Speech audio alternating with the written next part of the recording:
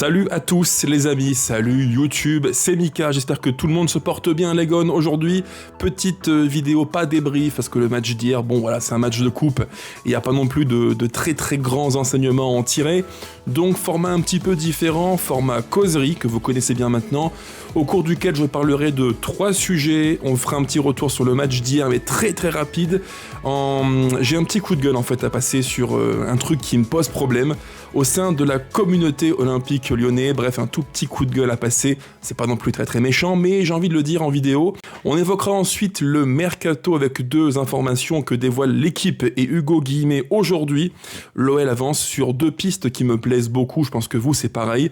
Le cas d'Abdelli, le joueur d'Angers, l'Algérien, qui va jouer la CAN avec l'Algérie, et le cas d'Hendrick, le numéro 9, remplaçant du remplaçant au Real, qui est derrière Mbappé, c'est logique, et qui est aussi derrière Gonzalo Garcia, donc ça paraît un petit peu étrange, c'est comme ça, c'est les choix de Xabi Alonso, et donc il semblerait que le Brésilien rejoigne l'OL d'ici les prochaines heures, les prochains jours, tout ça, on va en reparler ensemble.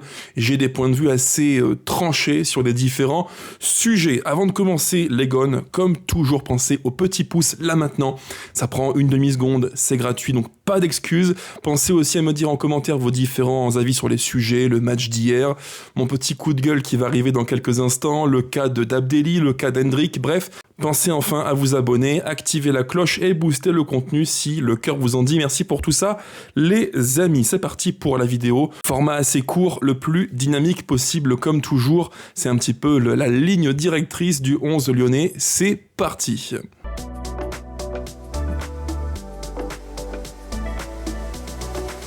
Alors pour commencer les amis, revenons sur le match de Coupe de France entre l'Olympique lyonnais et le club du FC Saint-Cyr Collonges.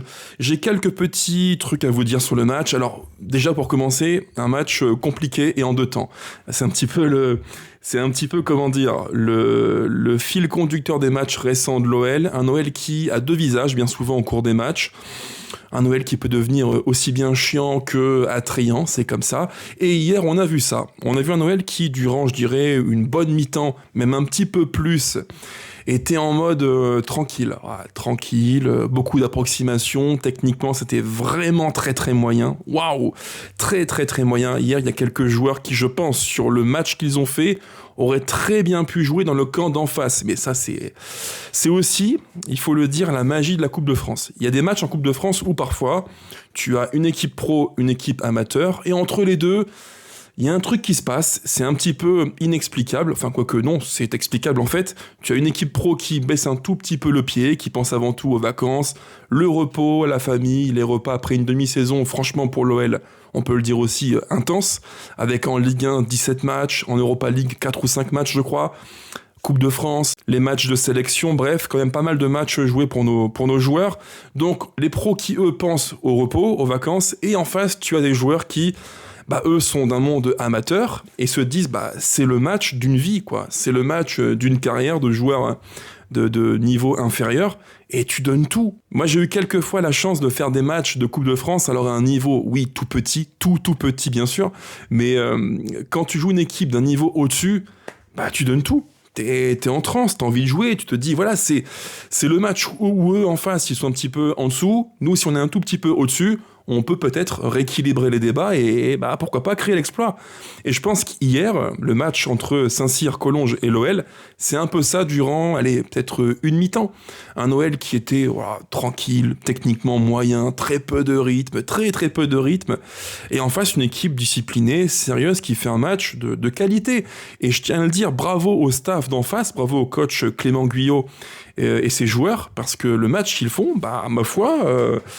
c'est un match sérieux. Alors évidemment, bien sûr, quand tu prends le match sur 90 minutes, il y a bien un moment où l'OL fait la différence physiquement et heureusement quand même techniquement, avec l'entrée de joueurs de qualité au-dessus. Mais voilà, on a vu un match qui, je pense, comme vous et pour moi aussi, nous a un petit peu même carrément agacé. Moi j'étais agacé à la mi-temps de voir une équipe qui était apathique, techniquement pas au rendez-vous, physiquement, très peu de différences faites, à part quelques joueurs comme Moreira qui était à fond du début à la fin, mais il y a eu beaucoup de déceptions, et après en seconde mi-temps, là le match le match change parce que Saint-Cyr-Collonges paye physiquement les efforts durant quasiment 1 heure de jeu, ce qui est normal, ce qui est juste normal. Et l'OL physiquement prend le dessus, et techniquement aussi, le match s'ouvre 1-0, 2-0, et ainsi de suite, et le match est plié. Mais franchement, quand je vois ce qu'on a fait hier, je me dis que heureusement que la trêve arrive, parce qu'il y a tellement de choses qui comment dire, s'effritent depuis quelques matchs. On le voit bien, c'est pas que le match d'hier. Depuis, je dirais, 1 mois et demi, 2 mois, les matchs de l'OL, dans le contenu, ça fait ça, quoi. Piou, plop. On était plutôt à un niveau satisfaisant, maintenant c'est largement insatisfaisant et insuffisant. Mais c'est comme ça, c'est la magie de la coupe, les niveaux se resserrent, tout se nivelle et parfois, t'es pas à l'abri d'un match décevant, voire d'une contre-performance qui aurait pu faire très mal. Mais heureusement, non. On n'est pas dans les matchs d'un passé pas si lointain pour l'OL qui nous ont fait mal, notamment l'an passé en Coupe de France. L'OL se qualifie et jouera au prochain tour le Lille de Bruno Genesio. Une toute autre paire de manches pour nos joueurs. Ce sera beaucoup plus difficile et logiquement, je serai de la partie. J'irai voir le match si je le peux. Alors, au niveau du rendement individuel, c'est là où j'ai un tout petit coup de gueule à passer parce que j'ai vu encore une fois hier des amis, des commentaires qui, moi, me paraissent, hors sujet. Alors, non pas sur le contenu, je comprends l'argument que je pense aussi, en ce qui concerne Satriano et De Carvalho. À tous les matchs, ou presque, à tous les matchs que les deux jouent, Satriano et De Carvalho, je lis systématiquement les mêmes trucs. Honnêtement, ça devient lassant et, je dirais, toxique. Pourquoi ?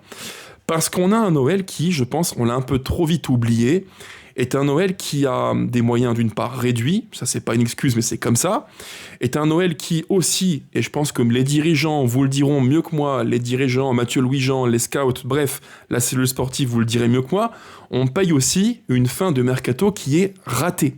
Totalement ratée. Rappelez-vous les amis, la toute fin du mois d'août où l'OL aurait dû faire des cibles qu'on estimait tous, vous et moi, prioritaires, un numéro 9 de qualité, un joueur de côté, et on a eu au final Satriano, et c'est quasiment tout. Donc ça, les gars, ne l'oublions pas. Alors oui, je sais bien, oui, je le sais, Satriano, De Carvalho dans un monde normal, idéal, en théorie, il ne devrait pas jouer à l'OL. Je le pense, vraiment. Il ne devrait pas jouer à l'OL. Dans un OL qui est sérieux, ambitieux, et qui doit retrouver son standing de top 4 en Ligue 1 et de club de Ligue des Champions, a priori, il ne joue pas. Ça, c'est un fait. En termes de jeu, au niveau foot, je pense, comme ceux qui les critiquent, Satriano et De Carvalho, c'est trop juste. Bien sûr, c'est trop juste. Mais, dans mon esprit, les fracasser comme ça à chaque match, le petit De Carvalho, il a 20 ans à peine. Satriano, il a 24 ans, 25 ans, je crois. Il revient des croisés. Il n'a jamais été un buteur de top qualité partout où il est passé. En Serie A, en France, à Brest, à Lens, bref, il n'a jamais été un top scorer. Et certains attendent de lui des trucs qu'il ne pourra jamais produire. C'est ça qui me rend fou, en fait. À tous les matchs, c'est les mêmes commentaires. Ouais, il sent pas le jeu, il n'est pas un numéro 9, il n'est pas un tueur, techniquement c'est moyen, il se déplace mal, mais les amis, est-ce qu'on est surpris ? Je veux dire, honnêtement, entre nous les gars, quand Satriano signe chez nous à la fin du mercato, courant fin août, est-ce qu'on s'est dit à l'époque qu'on avait chopé un super numéro 9 ? Bah non.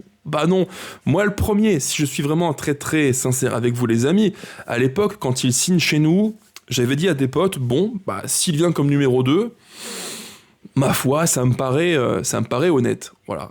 Numéro 2, Satriano sur le banc. Si tu prends un numéro 9 confirmé devant, voilà, c'est un deal qui se tient dans un Noël low cost. Un Noël qui a des moyens réduits. Voilà, c'est pas une infamie que de l'avoir comme numéro 2. Voilà, mais comme numéro 2. Mais là, il est numéro 1, par la force des choses. Et ceux qui disent oui, mais le coach pourrait faire rentrer Alejandro Gomez Rodriguez, oui, il pourrait, bien sûr, il pourrait. Mais on parle de jeunes joueurs. Lui, comme Molébé, on parle de jeunes joueurs qui n'ont pas plus de référence que Satriano au plus haut niveau. Et si les deux gamins se plantent, s'ils ne donnent pas satisfaction, qu'est-ce qu'on fait après ? Qu'est-ce qu'on fait ? C'est ça la question. Moi, je pense que le staff et Fonseca, oui, ils auraient pu, je pense aussi, faire rentrer un peu plus les gamins devant et faire plus tourner. Je pense que Alejandro, il y a matière à le faire plus jouer. Mais en même temps, on n'est pas non plus sur des choix de roi pour Fonseca. Le petit Alejandro fait une belle rentrée hier. Ok. Mais en Ligue 1, dans un contexte plus dur, où il y aura plus de pression, il faudra assumer le statut de numéro 9 de l'équipe, c'est quand même très très différent. Donc attention à ça, s'il vous plaît. Martin Satriano, les critiques, et aussi pour le petit de Carvalho, par pitié les amis, un peu de modération. Parce que bon, sur le match d'hier, à part Morton, qui dans le cœur du jeu a été très propre, à part Afonso Moreira, qui a fait un match de chien tout le temps accéléré à fond, qui a été irréprochable tout le temps où il a joué, Hapner qui est buteur aussi, qui fait un match plutôt correct. À part les 2-3 que j'ai évoqués là, il n'y a pas grand monde qui sort du lot, les amis, hein, honnêtement.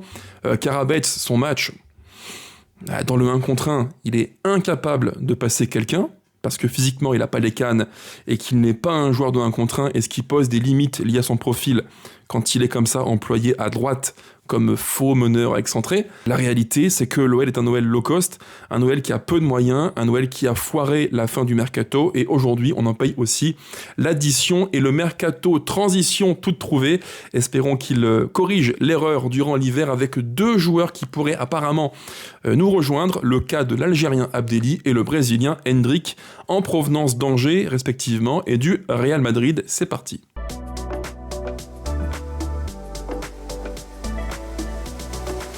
Abdelli, ceux qui ne le connaissent pas, les amis, je crois qu'il a 26 ans, 27 ans quasiment, joueur de Ligue 1 qui joue à Angers, qui maintenant en plus fait la CAN, puisqu'il vient suppléer Oussama Aouar qui est blessé avec l'Algérie, joueur qui peut être vraiment très polyvalent, qui peut être 8 offensif, de base il est 10 mais il peut être 8 relayeur. Il a même joué aussi avec Angers dans le pivot double du 4-2-3-1. Donc un profil qui est polyvalent, un profil qui en plus s'est bien rodé au 4-2-3-1 à Angers. Donc au niveau technique, déjà, il coche pas mal de cases. Bon joueur, en plus faut le dire. Pour ceux qui ne le connaissent pas, je vous conseille d'aller voir quelques petites vidéos si vous pouvez les trouver sur YouTube ou autre, des highlights comme on dit dans le jargon.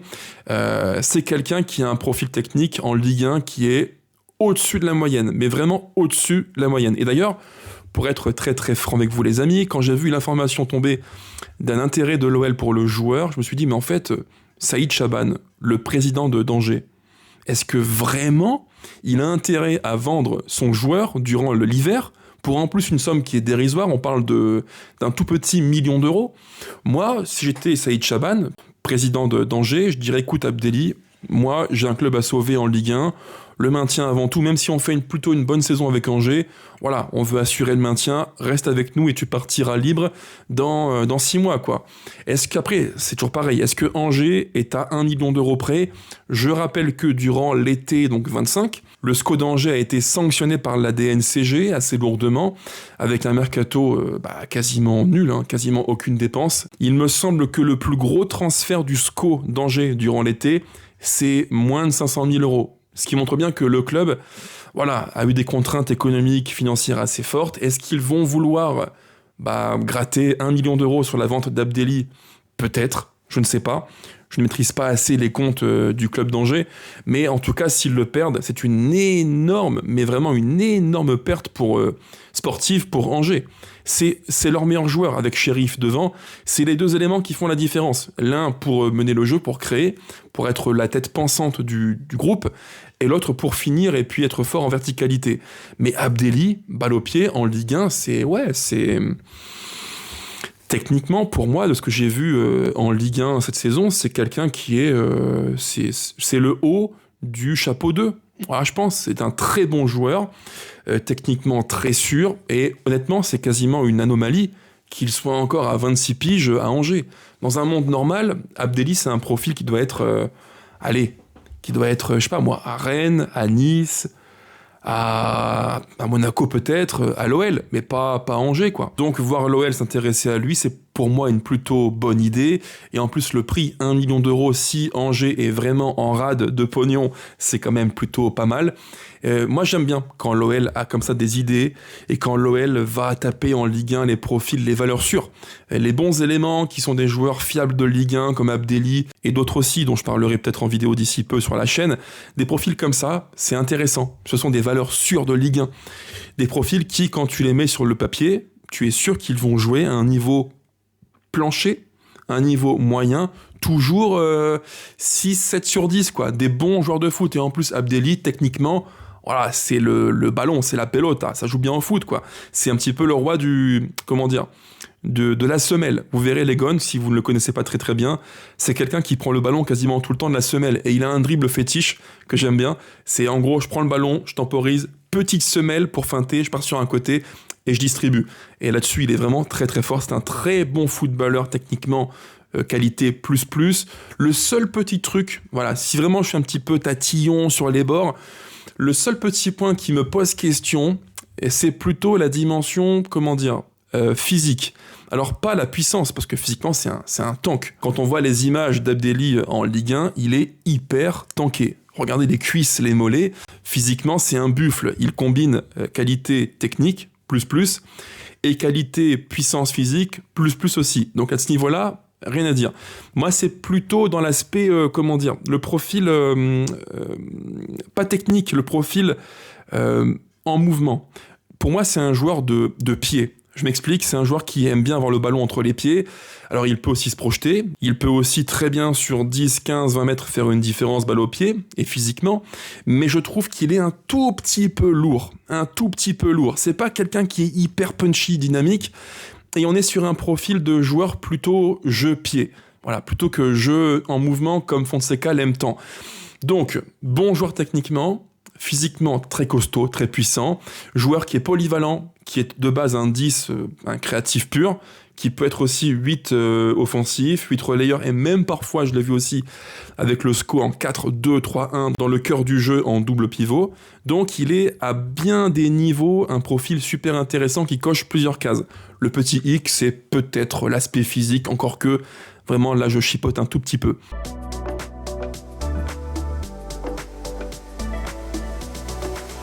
Et donc le deuxième dossier du mercato, c'est le cas du Brésilien Endrick, qui doit donc enfin, après des semaines, quasiment des mois d'informations sur le joueur viendra pas, l'histoire de la clause des 25 matchs qu'il faudrait qu'il joue à l'OL sous peine d'amende de la part du Real Madrid. Bref, il y a eu tellement d'histoires sur le joueur.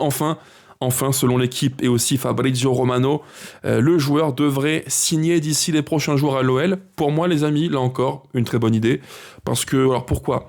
Parce que devant, tu as un manque. On l'a dit juste avant, Satriano, c'est très moyen techniquement. C'est pas le profil qui matche le mieux avec ce que demande Fonseca. Et Endrick, c'est un vrai bon joueur de foot qui est techniquement très sûr. Je revois des images de lui il y a 1 an et demi à Palmeiras. Il avait à l'époque, quel âge ? 18 ans, dans mon souvenir, Endrick. Techniquement, les différences qu'il faisait à la course, percussion, du gauche, crochet, frappe sèche, c'était franchement très prometteur. Alors entre-temps, oui, il s'est un petit peu perdu, c'est vrai. En même temps, au Real, la concurrence, elle est énorme, c'est pas l'OL, avec Mbappé. Il a aussi eu la concurrence de Gonzalo Garcia du Real, qui est passé devant lui durant l'été, avec le mondial des clubs côté États-Unis. Bref, un début de saison qui est difficile pour Endrick. Et donc, il devrait, selon l'équipe, rejoindre l'OL d'ici les prochains jours. Pour moi, vraiment une bonne idée. Là aussi, c'est un joueur qui a dans la ligne de mire le mondial dans quelques mois, dans 7 mois pour être très précis. Il veut y aller, c'est difficile. Carlo Ancelotti, le sélectionneur brésilien, a des choix aussi à faire. Je pense qu'à l'instant T, Endrick est plutôt le choix numéro 4, voire 5 en Seleção, avec d'autres profils devant lui qui sont aussi en Europe et qui marquent des buts. Il veut jouer, il veut se relancer, il veut aller au mondial avec la Seleção. Je pense que c'est possible pour lui, à la condition qu'il fasse 6 mois de très grande qualité et qu'il joue beaucoup, qu'il marque. Parce que en termes de talent pur, c'est un profil qui, là encore, est au-dessus de la mêlée, mais largement, quoi. D'ailleurs, j'y pense, Hendrick, les amis, on en reparlera d'ici peu en vidéo. J'ai une petite surprise pour vous, je ne peux pas encore en dire plus. J'espère qu'elle pourra se concrétiser. Donc, bon footballeur, et en plus, techniquement, profil qui matche bien avec ce que Fonseca veut. Fonseca veut un buteur qui soit capable de marquer des buts, ça paraît évident, heureusement. Et aussi un numéro 9 qui peut contribuer au jeu, décrocher. Et surtout, il le dit quasiment à chacune des conférences de presse, il veut un numéro 9 qui attaque l'espace, de la verticalité. Hendrick, il coche toutes les cases, quoi. Techniquement, qualité plus, bon gaucher, qui peut marquer des buts, et qui peut aussi être très mobile, attaquer l'espace, décrocher, remiser. Et en plus, le match qu'il a fait, c'était quand il y a 15 jours, avec Madrid, il m'a franchement surpris, parce que dans le jeu aérien, il n'est pas mauvais du tout. C'est pas un joueur qui est très grand, très élancé, mais dans le jeu aérien, le timing de la tête, il est quand même pas mauvais. Le seul petit hic, là encore les gones, où j'ai repéré un tout petit truc qui me pose question avec Hendrick, c'est pas la partie foot, parce que techniquement c'est un très bon footballeur. C'est l'aspect, encore une fois, qui est physique. Je trouve que, ça n'engage que moi, et vous me le direz en commentaire, je trouve que physiquement, il n'a pas toujours été, hyper affûté. Il est un petit peu trapu, physiquement c'est un peu comme Abdelli.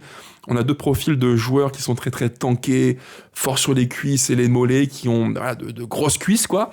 C'est un peu trapu, et dans le cas d'Hendrick, c'est presque un petit peu trop. Des fois à la télé, vu du stade, je trouve qu'il a un petit peu dodu, le père Hendrick. Il n'est pas très très fit, quoi. Donc, j'ai vu aussi qu'il avait beaucoup bossé récemment. Peut-être qu'on lui a dit dans l'entourage proche qu'il fallait physiquement passer un step et progresser, je pense. On verra bien. Mais c'est le petit point où, si vraiment il fallait être un tout petit peu tatillon, c'est le tout petit point où je me dis... Voilà, il faut un peu progresser à ce niveau-là aussi. Tout ça pour dire que, au final, Hendrick, si on pondère l'aspect foot, très bien. L'aspect profil technique, très bien aussi. L'aspect économique, super important. On parle d'un joueur qui est payé 400 000 € mensuels. Le deal devrait, selon l'équipe, s'articuler comme ça. L'OL verserait 1 million prépayant, ce qui permettrait à l'OL de couvrir la moitié du salaire, soit donc environ 200 000 € mensuels. À ce tarif-là, pour 6 mois, 1 million et un demi-salaire entre guillemets de Hendrick, même si c'est énorme malgré tout, ça me paraît un deal relativement bien monté, bien ficelé. Et moi, ce qui me plaît beaucoup, les amis, c'est que aussi bien Hendrick qu'Abdelli, on sent que le club a bossé largement en amont. Parce que Abdelli, ça tombe pas de nulle part, ça a été bossé, c'est un profil qui est ciblé, qui apportera de la créativité à l'OL, une puissance physique, bref, un profil qui est pertinent pour le 4-2-3-1 de Fonseca. Et Hendrick, pareil, ça fait des semaines qu'on en parle, il n'y a pas de fumée sans feu. On sent que les dirigeants, que la cellule sportive a bossé depuis, je dirais quasiment la fin du mercato estival, qui a été sur le gong, on peut le dire, un petit peu raté. Et on sent que ça a voulu corriger le tir. Abdelli très bien, Hendrick très bien, ma foi. Si on fait Hendrick, Abdelli, et allez, soyons un petit peu gourmands entre nous, un central, encore que, vu ce que fait l'Angola à la CAN, je pense que Mata va vite revenir. Donc un central en option, et peut-être la cerise sur le gâteau, si on a un petit peu de pognon à mettre. Moi, je pense qu'il faudrait aller cibler un profil de joueur de côté, plutôt à droite, parce que Karabet, j'ai un peu de mal en ce moment, je trouve qu'il est ultra lisible et stéréotypé. Quid de Nuama? Est-ce qu'il va revenir? Oui, quand, comment? On le sait, on parle de janvier, février pour lui. Bon, je pense qu'à droite, il y a un profil qui manque. Karabet n'est pas un joueur d'élimination, c'est un petit peu, comme je l'ai dit, lisible. Il faut quelqu'un qui peut attaquer l'espace dans le 1 contre 1, faire mal, avoir les cannes pour en fait déséquilibrer les blocs bas contre lesquels souvent on a du mal à exister. Voilà en gros les amis tout ce que je voulais vous dire. Clap de fin, le match de Coupe de France, la qualification, mon petit coup de gueule sur Satriano, De Carvalho, les critiques qui me paraissent un tout petit peu exagérées. Le cas Abdelli, le cas Hendrick, bref, pas mal d'actu à traiter ensemble. J'espère que ça vous aura plu, les amis. Et si tel était le cas, pensez à commenter, activer la cloche, booster, bref, vous connaissez maintenant la musique. Et tête en l'air que je suis, j'ai failli oublier lamentablement les 2 petits mots de la fin. À vous toutes et à vous tous, les amis.